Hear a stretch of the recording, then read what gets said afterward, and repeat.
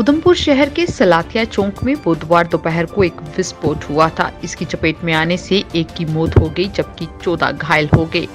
घायलों को तुरंत नजदीकी अस्पताल में इलाज के लिए भर्ती करवाया गया और बताया जा रहा है कि एक घायल को जम्मू में भी रेफर किया गया है। पुलिस ने आशंका जताई है कि विस्फोट के लिए हल्की आईईडी का इस्तेमाल किया जा सकता है। जांच के बाद ही कुछ कहा जा सकता है। और अगर बात की जाए तो मरे गए युवक की पहचान तलपड़ निवासी जुगल पुत्र किकरू राम के रूप में हुई है। उत्तरी सेना के commander lieutenant general Upendra Dwivedi ने राजौरी और पुंछ सेक्टरों में नियंत्रण रेखा पर सुरक्षा स्थिति की समीक्षा करने के लिए एस ऑफ स्पेयर्स डिवीजन का दौरा किया। लेफ्टिनेंट जनरल उपेंद्र द्विवेदी ने राजौरी, भीमबर गली और पुंछ सेक्टरों के विभिन्न अग्रिम क्षेत्रों का दौरा किया। नियंत्रण रेखा पर फील्ड कमांडरों द्वारा सेना कमांडर को सुरक्षा स्थिति से अवगत करवाया गया।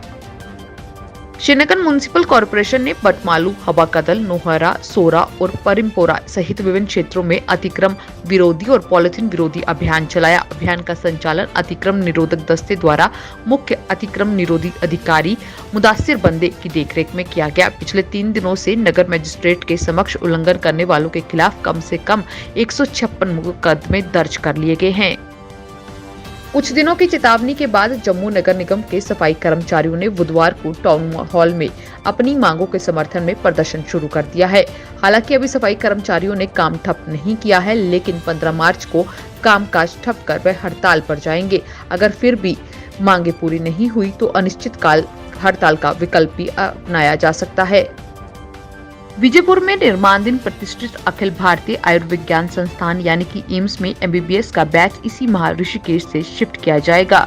NITS इंदिरा नगर मीरा साहिब में स्थित मेक शिफ्ट कैंपस में 2 बैच के लिए कक्षाएं शुरू होंगी।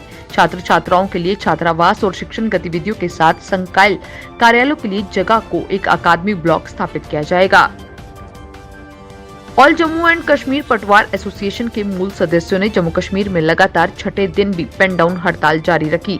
जिला मुख्यालय रामबन में भी पटवारियों और की तरफ से इकट्ठा होकर आंदोलन किया गया और सरकार के कठोर रवैये का विरोध किया गया। मूल सदस्यों ने जम्मू के हिरासत लिए गए पटवारियों की तत्काल रिहाई और साथ ही साथ जम्मू जिला में मूल सदस्यों के खिलाफ दर्ज प्राथमिकता को रद्द करने के अलावा पटवार बिरादरी की सभी मांगे को हल करने की मांग की गई।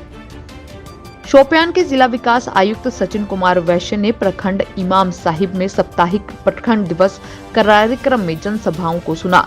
डीडीसी सदस्य SDM जैनपुरा इसके अलावा अन्य लोग वहां पर मौजूद रहे और साथ ही साथ इस ब्लॉक दिवस में हिस्सा लिया। डीडीसी सदस्यों, PRI सदस्यों और स्थानीय लोगों ने आसपास की पंचायतों में जो समस्याएं हैं वो उनके समक्ष रखी। साथ ही साथ ये मांग की कि जल्द से जल्द ये सारी समस्याओं का हल निकाला जाए।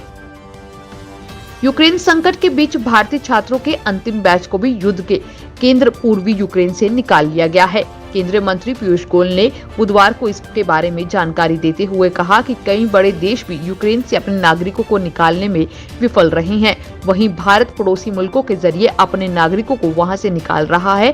साथ ही उन्होंने कांग्रेस पर इस मामले में राजनीति करने का आरोप भी लगाया। 5 राज्यों के एग्जिट पोल आने के बाद यूपी में ईवीएम को लेकर हंगामा देखने को मिला। समाजवादी पार्टी के उम्मीदवारों और कार्यकर्ताओं ने कई जिलों में ईवीएम की सुरक्षा को लेकर प्रशासन पर सवाल खड़े किए। आपको बता दें कि यूपी, पंजाब समेत 5 राज्यों में आज चुनाव के नतीजे घोषित होंगे।